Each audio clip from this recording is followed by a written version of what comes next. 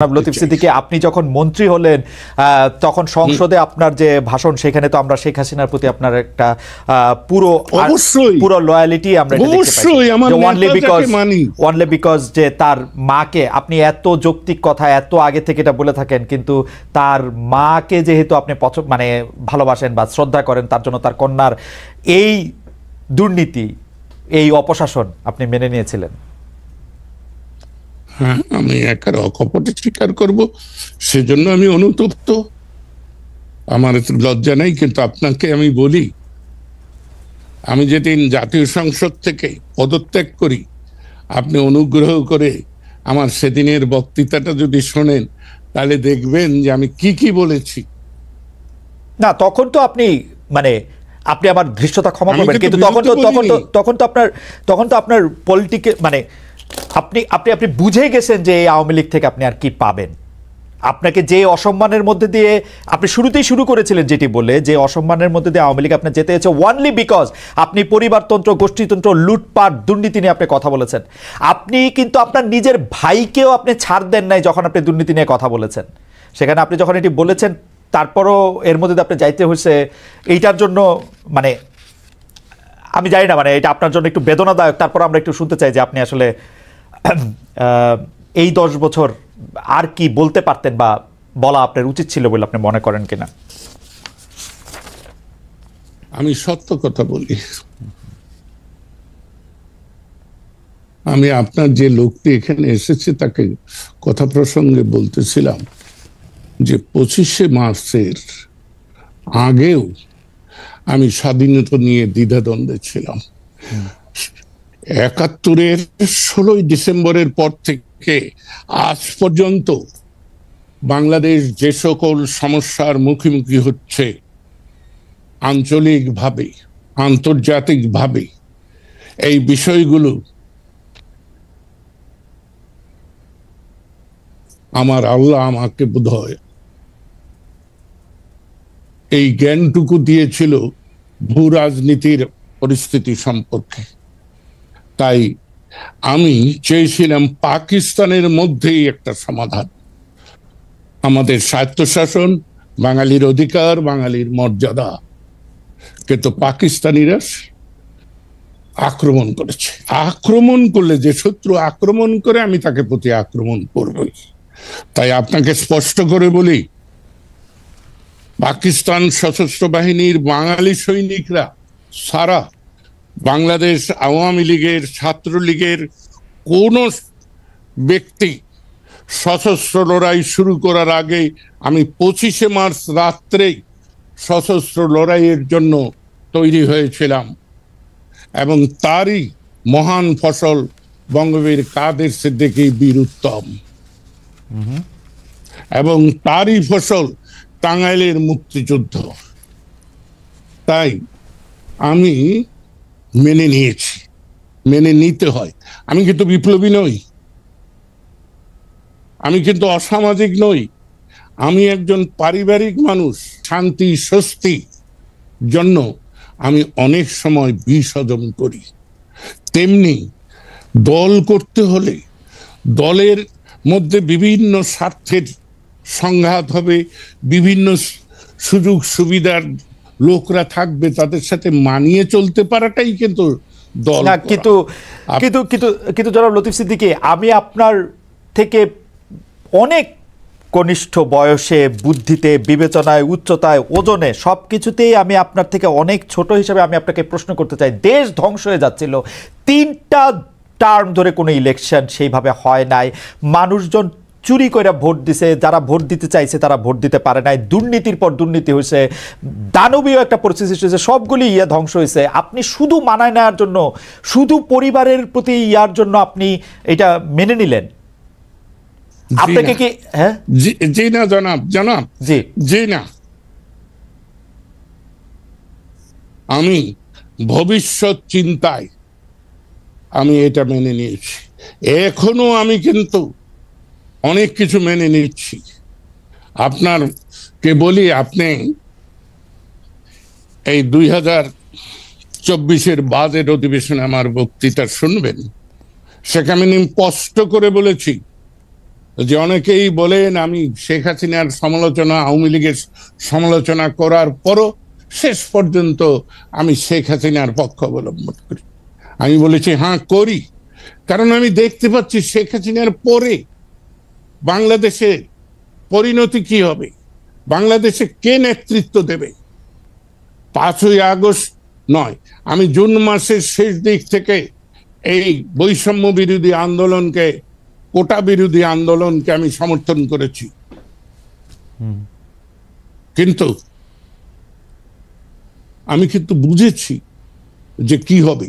আমি আশান্বিত হয়েছিলাম যখন ডক্টর ইউনূসের নাম ভেসে এসেছে, কারণ আমি ডক্টর ইউনূসকে পছন্দ করি এ কথা কিন্তু কেউ বলবে না। ডক্টর ইউনূস স্বয়ং জানেন আমি তাকে পছন্দ করি না, কিন্তু আমার মনে হয়েছিল যে বাংলাদেশের সাধারণ জনপরিষদ, জনগোষ্ঠী যারা কোনো স্বার্থের কাছে নথি স্বীকার করে না, তারা এক বাক্যে ডক্টর ইউনূসকে মেনে নিয়েছিল। এবং আজকে বাংলাদেশের এই 5-6 মাসের অবস্থাটাকে আপনি দেখুন। না, সেজন্য তো আওয়ামী লীগ দায়ী, সেজন্য তো আওয়ামী লীগ দায়ী, সেজন্য তো আওয়ামী লীগের 15 বছরের দুঃশাসন দায়ী। প্রতিষ্ঠানগুলিকে ধ্বংস করা হয়েছে, পুলিশ, সেটা বলছি, পুলিশ, আমলাতন্ত্র, আমি তো স্বীকার, হ্যাঁ, কিন্তু নেতৃত্ব যিনি আসছেন ডক্টর ইউনূস তো নেতৃত্ব দিতে পারছেন না। শেখ হাসিনা কি নেতৃত্ব দিতে পেরেছেন জনাব সিদ্দিকী, আপনি কি আমাদের একটু বলবেন? শেখ হাসিনা তো লুটপাট ছাড়া আর কি নেতৃত্ব দিয়েছেন আপনি আমাদের বলেন। আমি তো বলি নাই যে শেখ হাসিনা ভালো কিছু করেছেন, আপনি, কিন্তু শেখ হাসিনা দেশটাকে একটা স্থিতিশীল অবস্থায় রেখেছিলেন, সকল কায়েমি স্বার্থবাদীদেরকে সুবিধা বন্টন করে একটা ব্যবস্থা রেখেছিলেন। এইখানেই তো আমার প্রশ্ন, যে 5ই আগস্টকে যারা বলেন বিপ্লব, অভ্যুত্থান, আমি বলি না, এটা বিস্ফোরণ। বিস্ফোরণ যদি না হবে, আপনি বলুন 5ই আগস্ট 5টার সময় গণভবন ধ্বংস করলেন, জাতীয় সংসদ ধ্বংস করে যাদের নেতৃত্বে তারা সুরসুর করে ক্যান্টনমেন্টে গেলেন কেন? সেনাপ্রধান ডাকলেন আর চলে গেলেন সবাই। না, এটা খুবই পার্টিনেন্ট কোশ্চেন, কিন্তু আমরা একটু আগের থেকে আসতে চাই লতিফ ভাই, আমরা আপনাকে তো আর সবসময় পাই না। আপনি বলেছেন যে শেখ হাসিনা বাংলাদেশকে স্থিতিশীল অবস্থায় এনেছিলেন। আপনি কোন স্থিতিশীলতার কথা বলতেছেন এটা একটু বলবেন? আমাদের রাজনৈতিকটা ছিল অস্থিতিশীল, 3টা ইলেকশন হইতে পারে নাই। অর্থনীতির মধ্যে আমরা দেখছি 5-6 বিশিষ্ট লোককে টাকা পাচারের, লুটপাটের, দুর্বৃত্তপনার সুযোগ দেওয়ার জন্য যা কিছু সরকারি মেশিনারি করা দরকার তার চেয়ে বেশি করা হয়েছে।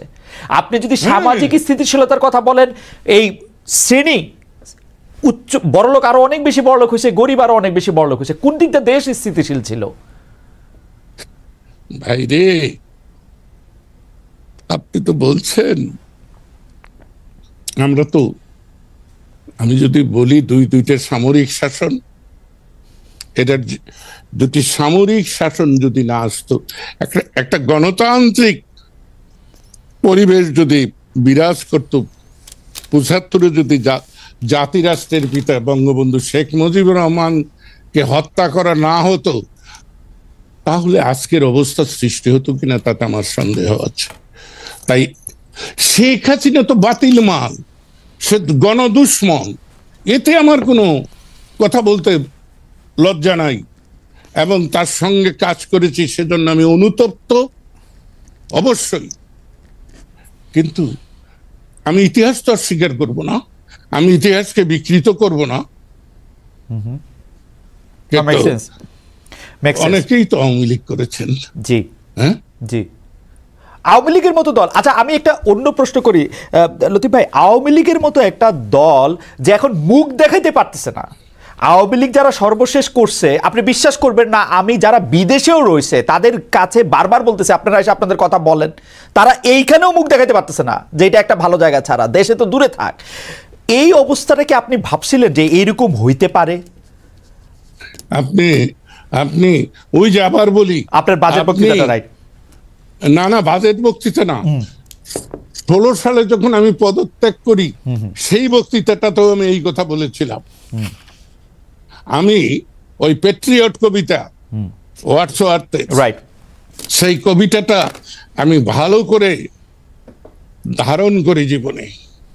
তাই বিজয়ী বীর, দেশপ্রেমিক ফুলের মালা নিয়ে আসে, যদি ব্যর্থ হয়, জনস্বার্থ বিরোধী কাজে লিপ্ত হয়, তাহলে জুতার মালা দিয়ে যেতে হয়। রাইট।